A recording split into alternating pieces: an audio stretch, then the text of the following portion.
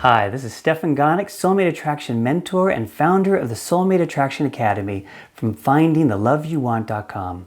Welcome to Love Talk Q&A, the place to be to get your questions answered about finding and keeping the love of your life. In this episode of Love Talk Q&A, I'm going to be answering the following question.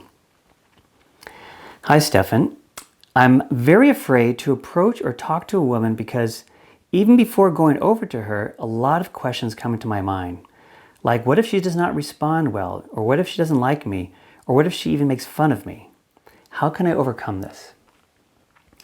So this is a common experience that we men have in particular, since we're often the ones who, makes first contact, goes over and talks to somebody. Though the very same thing can happen for women as well, either because they decide to initiate contact and talk to the guy, or even as a guy first, as they see a guy coming towards them, or even just kind of like, catching, each other's eyes from across the room, the same kind of stuff can get triggered. So for women, for instance, if I'm the woman and I'm just kind of doing my own thing and I happen to look up and I see a guy looking at me, I have a choice at that point. I can feel uncomfortable and immediately look away, or I can look and smile, right? And which is an invitation to come talk to me. Assuming it's a guy that I like, the guy looks, maybe I've noticed him before and I was already interested and hoping he would talk to me. So this can come up either way. I'm going to talk about this a lot from the guy perspective, and then I'll talk about how you can also use it from the woman's perspective, or at least the person who's not initiating the initial contact. So there's a few ways you can address this. So the first thing you can do is to tap on these fears. What if she's not going to respond well? What if she doesn't like me? What if she laughs at me or makes fun of me? Or, gives me this sort of, contemptuous, look me up and down, disdainful look. So first of all, we men tend to have that fear. We feel kind of fragile approaching a woman because we do have this fear of being rejected. Most women are not going to laugh at you, make fun of you, or give you a contemptuous look. That's very, very rare. So first of all, you just kind of reassure yourself that's very unlikely to happen. It is true that the woman may not be interested. That can easily happen.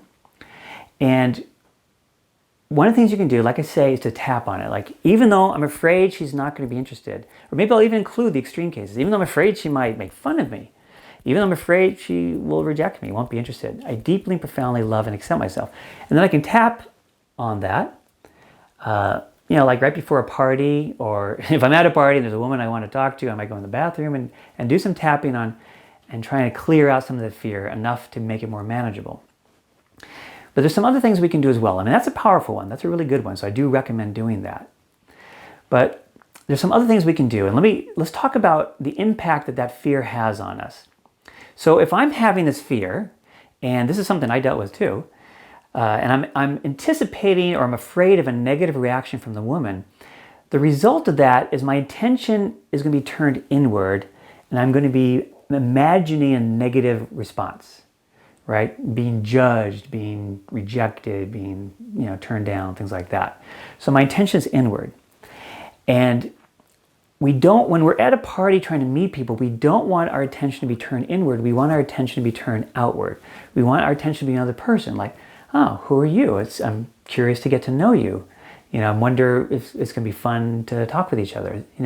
We want our attention to be on the other person, not turn within and afraid the other person is going to have a negative reaction to us.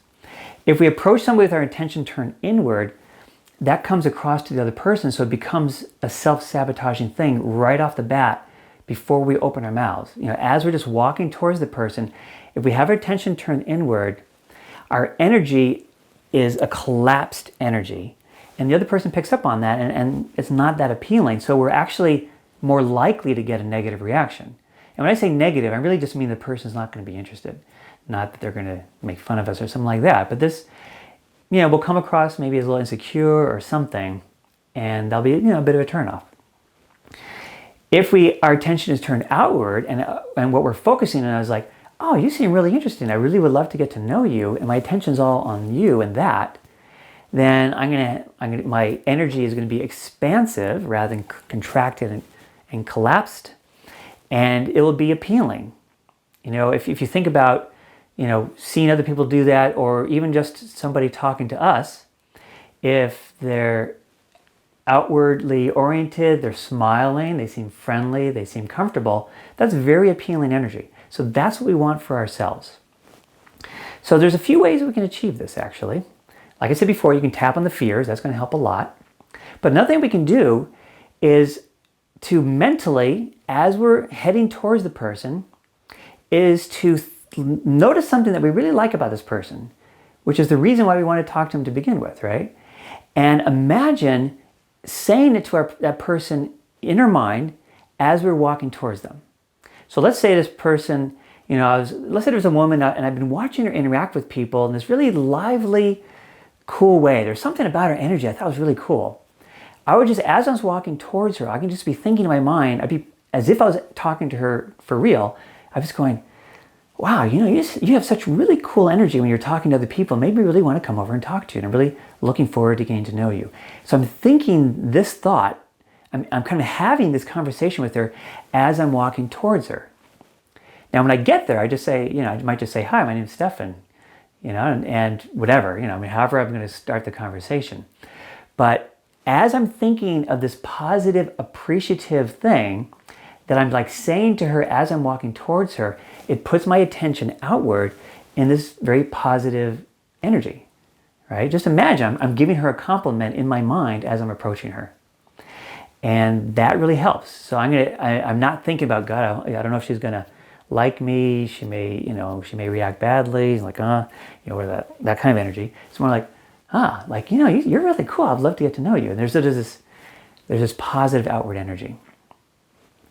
So that's a second thing you can do, right? Tap on your fears.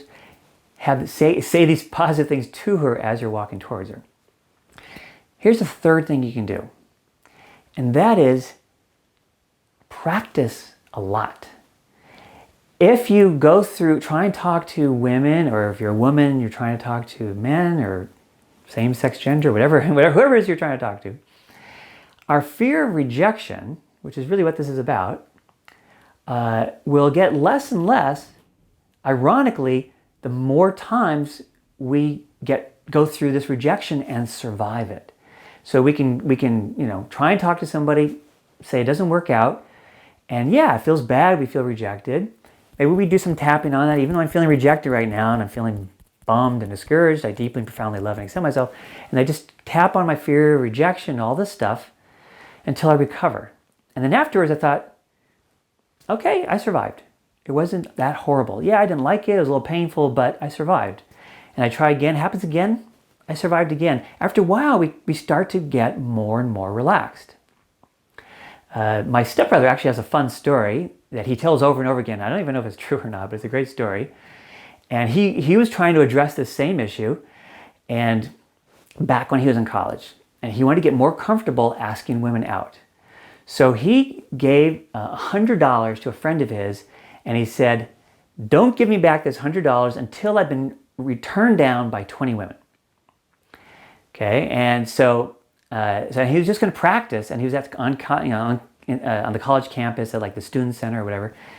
And so he started practicing approaching women. He would go up to them, strike up a little conversation, and then ask them out with the goal of getting rejected. And like the first one he talked to, he was like super sweating and nervous. He can barely speak and all this stuff. And he finally, just had the conversation. He finally asked her out. And the woman was really nice about it. She said, thanks so much. I really appreciate you asking me out. I have a boyfriend, so sorry, but I'm going to turn you. I can't say yes, but thanks. That's a nice compliment. I don't know if she had a boyfriend or not. She may have just been being nice or whatever. But she was nice about the turn down. He went through several more of these until finally, after about 10 of them, he started feeling more relaxed. Like, okay, this is not so horrible. And then on the 11th one, whereas he was expecting a rejection, he got a yes. And it's like, whoa, I wasn't expecting that. And he got a yes, and he took down her number and stuff like that. And then the comical thing was, after a while, he was starting to have a hard time getting up to 20 because he started getting more yeses. Because as he relaxed, he was a nice guy, and as he relaxed, he started coming across much better, and he started getting women going, yeah, sure, I'd be happy to go out with you. So he had to actually work to get the final 20th rejection and get his $100 back from his friend. So, practicing getting rejected to get the sting out of it, to get, this horrible anticipation. It's like, oh, what if she, says no and rejects me? It's like, yeah, okay, maybe she does. So what? It's really not the end of the world. And it's not about, one of the things that that's hard for us is we take it personally. We think that we are being rejected, that it's about us, that somehow there's something wrong with us, we're deficient, we're not good enough or whatever, not lovable at all, that kind of thing. But it's not really about that. What it's really about is that the person is perceiving a mismatch between what she's looking for and who we seem to be. Not that we're not good enough or that we're wrong, but we're not matching. And that's the reality. And in fact, you've experienced the very same thing from the other side. I'm sure that there's been times when, you were you were not interested in a woman and she was interested in you, and you had to turn her down. And you weren't thinking, oh, she's a loser, there's something wrong with her, she's not good enough. Nothing like that. You were just thinking, we're not a match. So the truth is that there really are no rejections. The truth is that there are perceived mismatches. And that's what's really there. And as we get used to, getting turned down, it stops being such a horrible possibility that we're, really afraid of.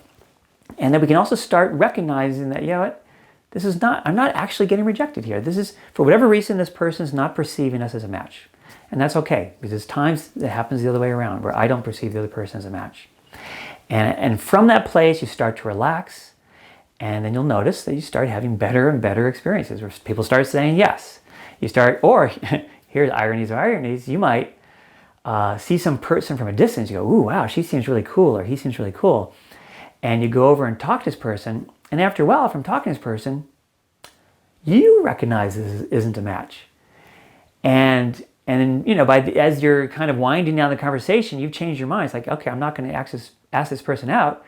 And then the other person, says, wow, I really love talking to you. That's really great. I'd love to get together with you sometime. And then all of a sudden, you're in the position of, oops. Well, we're not and then you're realizing that we're not a match. So, it can happen both ways. So like I say, in summary, you can tap on your anticipatory fears of rejection, the woman responding negatively, not being interested, making fun of you, that kind of stuff. Tap on those fears. Think positive, complimentary, appreciative thoughts as you're walking towards her. It puts you in a much better, energetic, outwardly oriented place. That's really good. And then just do it many times until you get to a point where, it's not the end of the world if somebody is not interested. It's just a mismatch, that's all.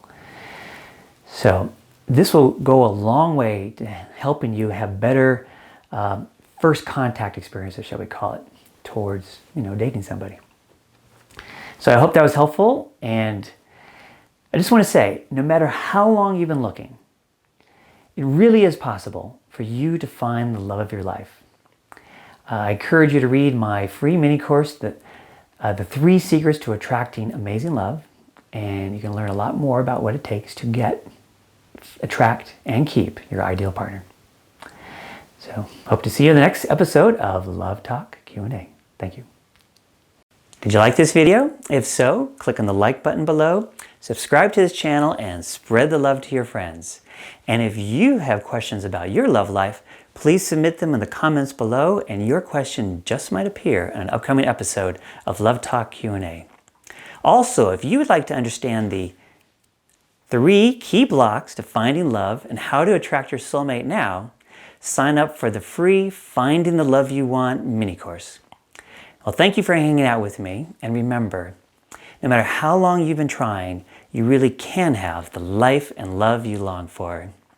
This is Stefan Gonick, International Love Coach from FindingTheLoveYouWant.com. Thank you so much for watching, and I'll catch you next time on Love Talk Q&A.